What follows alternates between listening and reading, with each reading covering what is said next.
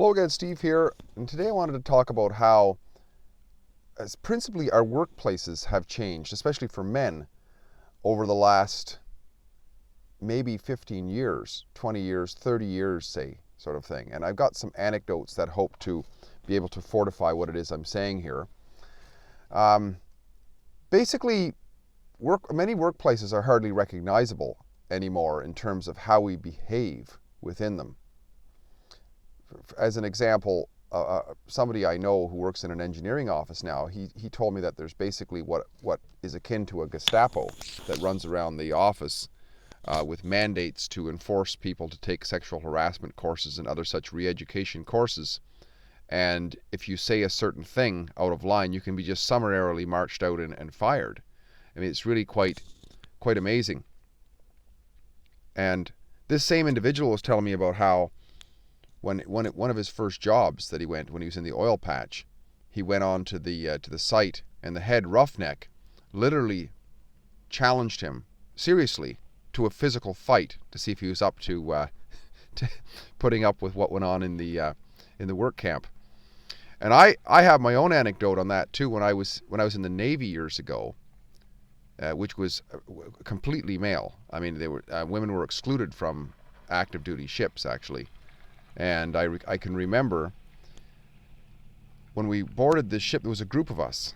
We boarded this ship and we were joining this department. It was the engineering department, the engine room department. And there was a guy who threatened us, who threatened that the existing crew was going to beat all of us up, kind of thing, right? We had this one guy in our group who wasn't going to take any of that. I mean, he just relished in the idea of somebody challenging to a fight. And he was about 6'3", 250 pounds, a solid muscle, semi-professional wrestler. He stood up, he said, "Come on, guys." And it was in the mess hall too. I mean, stuff like that just wouldn't go on anymore.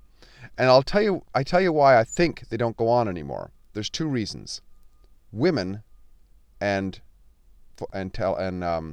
cameras, instant cameras. Women, because that's I could see this coming actually, because not that ship, but a ship a few years ago. This was back in 1989, and they changed the legislation that women were allowed to be on active duty ships. And believe it or not, the day that I walked off the ship on my final day of my basic engagement, I finished up after 5 years, I was walking down the gangplank off the ship for the last time, and there was a group of 20 women, young recruits or whatever, who were going to be walking up onto the ship to join the ship's company. And I remember saying to myself, life on there will never be the same again. Never be the same again. Everything's going to be turned upside down. And some of the stuff for the good, and some of it, well, no more men's safe spaces, right? Gone were them. And I mean, rather than say, okay, we'll have a ship for women, and a ship for men, no, they're going to join them together. And like Jordan Peterson said in a question that he was once asked, well, can women and men work together? He says his answer was, well, we don't know yet, because this has never been done. I mean, the idea of women on a fighting ship, this was foreign, right? Especially in our culture. And the other thing, though, which I didn't think about earlier, because I knew that women had a dramatic effect on it, because what happened is the purges began, right? Not long afterwards, you couldn't have a centerfold in your locker, pinned up on the inside of your locker. Even if it's your own locker, you couldn't have it. Of course, you couldn't have porn on the radios, on the television stuff, which, once again, talking about a good side of things, that's probably a good thing, but it would be best that people do it voluntarily rather than have morality police coming along in the forms of women, right? Now, but also the whole banter that goes on between guys and among guys had to go. I mean, it couldn't stay anymore, because it's completely foreign to women. Women, as to a great extent, didn't know men in groups, right? They knew them in their relationships with them, but not men-on-men groups. The other thing that changed it a lot too, and this is maybe even more significant, is just the fact that everybody walks around with an instant camera, which might even be live streaming. So those examples I gave you of the guy with this, this guy going on to the oil rig work camp and somebody literally threatening him to a fight. That doesn't happen anymore. One, because there's women there and women, create a different environment.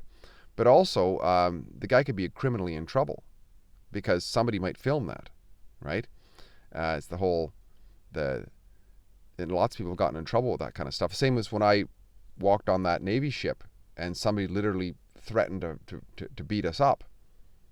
Well, today, if you put that on YouTube, I mean, that guy is in trouble, right? And everybody knows that. Everybody knows that people have got an instant camera to the world for our behaviors.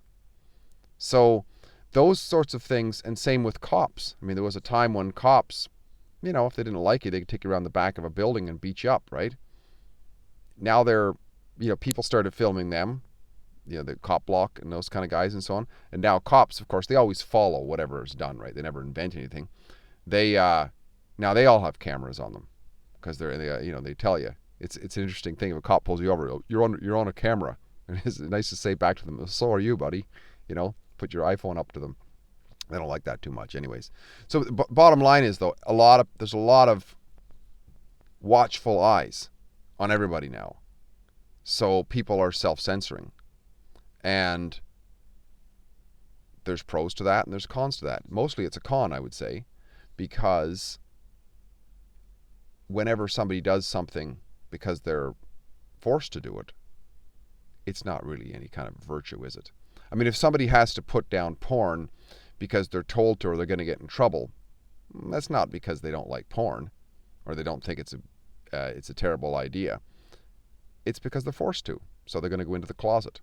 So that's what's happening, is you have all these echo chambers starting to happen, and people talk about things behind closed doors, and that kind of radicalizes them. It doesn't help. It doesn't allow it to come out into the conversation and be talked about.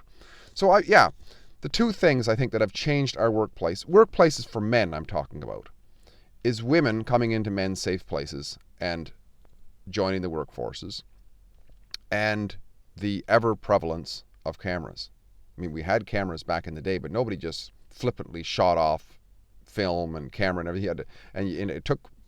You couldn't upload it anywhere. You got it in a, like, it took about a week to get it published or, printed out.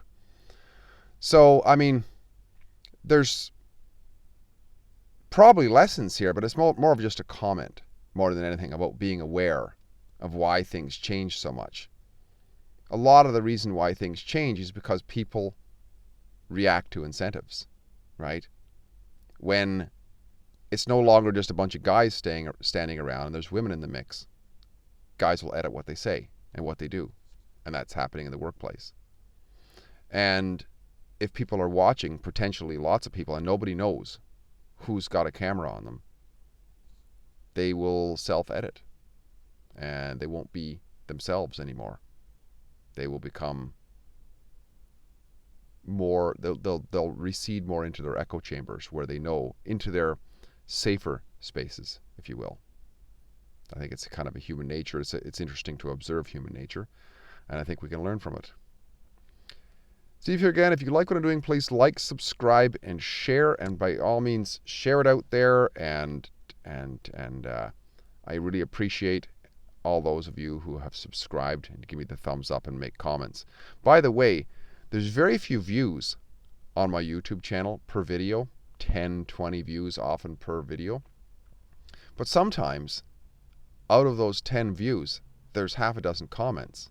So there's a high engagement level. So I really appreciate that. And it's a lot of fun to be able to have an exchange of some sort of conversation with you folks. I appreciate it. Talk again soon. Bye for now.